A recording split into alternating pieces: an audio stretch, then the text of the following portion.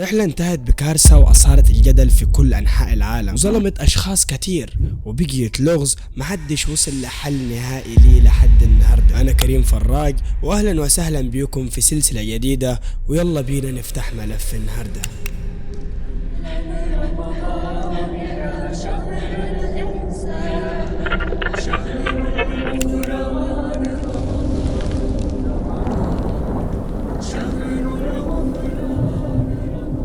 في صبح يوم السبت 31 أكتوبر من عام 1999 وصل خبر صدم الشعب المصري كله، وهو أن طيارة الرحلة 990 التابعة لشركة مصر للطيران اللي كانت جاية من نيويورك للقاهرة وقعت في المحيط الأطلسي، واللي تسببت بمقتل 217 إنسان بالإضافة لجميع أفراد طاقم الطيارة. استعدت الطائرة من طراز بوينغ 767 التابعة لشركة مصر للطيران علشان تطلع على متن الرحلة 990 واللي هتتحرك من مطار لوس أنجلوس في كاليفورنيا وتتجه لمطار القاهرة في مصر، وهي رحلة بتحصل كتير ما بين أمريكا ومصر. والطيارة وقتها كان عليها 217 راكب، منهم طاقمين من الطيارين المصريين اللي هو الطاقم الأساسي أو النشط، والثاني هو طاقم الإنقاذ، وكل طاقم فيهم بيتكون من طيار ومساعد طيار. الطيارين اللي كانوا على متن الرحلة هم القائد أحمد الحبشي والمساعد الأول جميل البطوطي، واما الطاقم الثاني طيار رؤوف نور الدين ومساعد اول عادل انور. ولان الرحله كانت طويله مدتها ما يقارب ال10 ساعات، كان لازم ان الطياره تنزل ترانزيت في نص الرحله، والمطار اللي هتنزل فيه هو مطار جون اف كندي الدولي في مدينه نيويورك. وبالفعل ده حصل وعدى النص الاول من الرحله على خير، ووصلت الطياره بخير لنيويورك في تمام الساعه 11:20 دقيقه مساء، وفضلت في المطار لحد الساعه 21 دقيقه صباحا، وبعدين انطلقت علشان تكمل رحلتها، لكن ما يعديش عليها أكتر من نص ساعة في مسارها الجوي وتحصل الكارثة، وتوقع الطيارة باللي فيها في المحيط الأطلسي. الطيارة وقعت على بعد حوالي 100 كيلومتر من جنوب جزيرة نانتاكيت، والحادثة المفجعة راح ضحيتها كل اللي كانوا على متن الطيارة. بعد مرور ساعة على اختفاء الطيارة، شبكة CNN نشرت خبر ان أبراج المراقبة الأمريكية فقدت الاتصال بالطيارة المصرية وانها اختفت ومش ظاهرة على أي رادار. بعد ساعتين نشرت خبر تاني أكدت فيه ان الطيارة فعلا وقعت في المحيط الأطلسي، وعلى طول خرجت فرق البحث وخفر السواحل علشان يدوروا على حطام الطيارة، بعد ما الحكومة المصرية وكلت مهمة التحقيق في اللي حصل للمجلس الوطني الأمريكي لسلامة النقل، بما أن الحادثة حصلت في أمريكا وهم المسؤولين عن التحقيق فيها. بعد ساعات من البحث لحد غروب شمس تاني يوم، السفينة التابعة للأكاديمية البحرية الأمريكية لقيت بقع زيت وبقايا قطع صغيرة من هيكل الطيارة في نص المحيط، وعليه توجهت فرق الإنقاذ للمكان، ولكن الصدمة إنهم ما لقيوش أي أثر لجثث الضحايا أو حتى أشلائهم.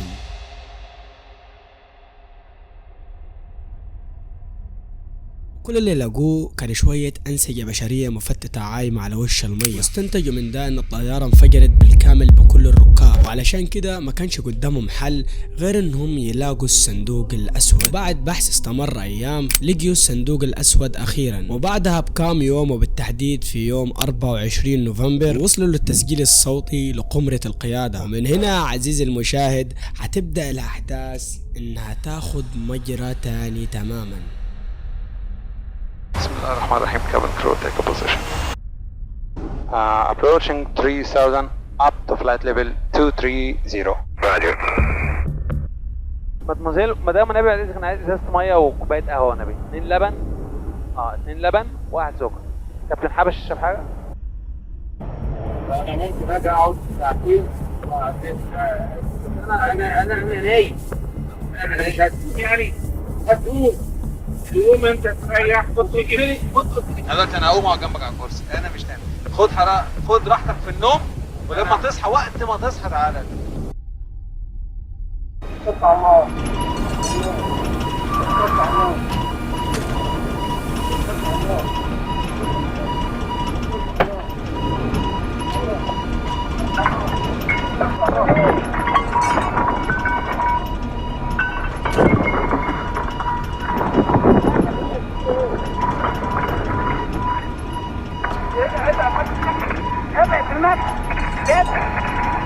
جد معايا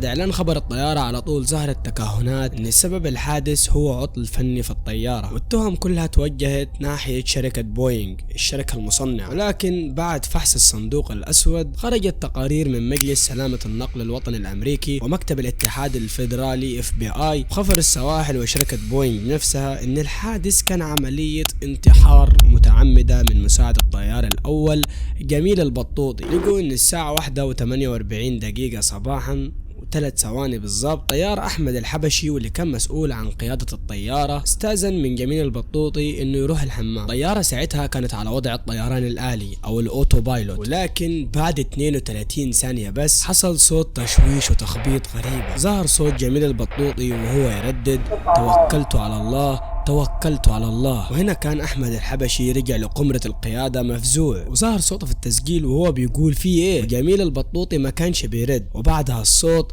اختفى تماما والطيارة وقعت في المحيط.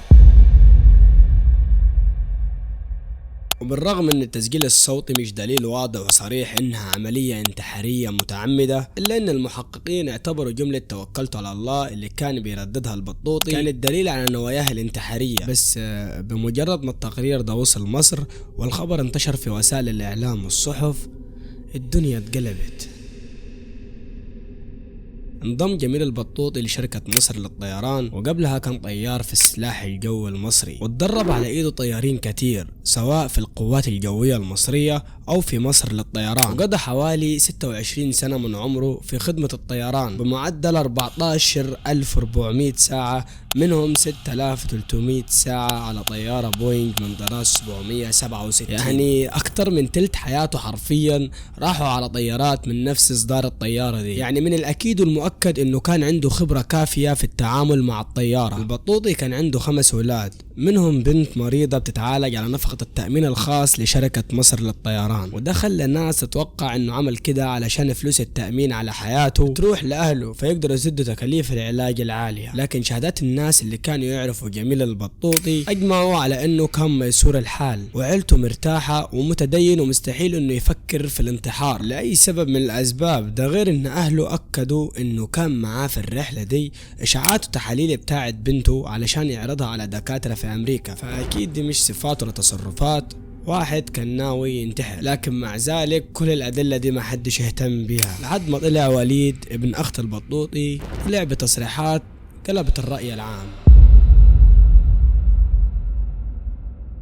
وليد قدر انه يثبت بالاوراق الرسمية ان الرحلة اللي خرجت ما كانتش رحلة عادية لشوية ركاب مدنيين وخلاص. الطيارة كان عليها 33 ضابط من الجيش المصري كانوا راجعين من تدريبات عسكرية بتعملها مصر مع امريكا كنوع من انواع تبادل الخبرات، بالاضافة ل7 علماء بترول و3 علماء ذرة كلهم مصريين، من ضمنهم واحد كان تلميذ الدكتور يحيى المشد عالم الذرة المصري اللي كان مسؤول عن البرنامج النووي العراقي وللموساد اغتالوه سنة 1980 في باريس. يعني من الاخر كده الطيارة كانت مليانة بالرتب. فانتوا كده على ما اتوقع فهمتوا ايه اللي حصل للطيارة، واللي من الواضح كده انها عملية اغتيال. طب مين بقى اللي ليه مصلحة في كده وعمل كده ازاي، وازاي اصلا يسمحوا لكم الرتب المهمة دي انها تركب مع بعض في نفس الوقت في نفس الطيارة، لو كمان الطيارة مدنية مش عسكرية. وفوق ده كله انهم متسجلين على الرحلة في شركات الطيران باسمائهم الحقيقية. يعني من الاخر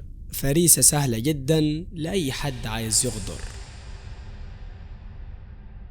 لما الموضوع ابتدى ياخد منحنى تاني واهالي الضحايا بدأت تصور على الحكومة بعد موقفها السلبي وانها انسحبت من التحقيقات، مع ان الامريكان مصممين يلبسوا الحادثة كلها للبطوطي، وده معناه ان المسؤولية كلها حتترمي على شركة مصر للطيران. بس جاء ساعتها الرئيس المصري السابق حسني مبارك وقرر انه يطلع ويوضح للناس كلها نوايا امريكا، وطلع في مؤتمر صحفي وقال بما انه هو طيار قديم هو متأكد ان اللي حصل ده نتيجة خلل في مجموعة الديل واللي هي مسؤولة عن صعود وهبوط الطيار. علشان كده الطيار احمد الحبشي لما طلع من الحمام فضل يقول للبطوطي شد معايا شد معايا، وهنا كان قصده يشد الدراع المتحكم في مجموعة الديل، ومن الواضح انه ما كانش يستجيب معاه لحد ما الطيارة فضلت تنزل ووقعت في المحيط.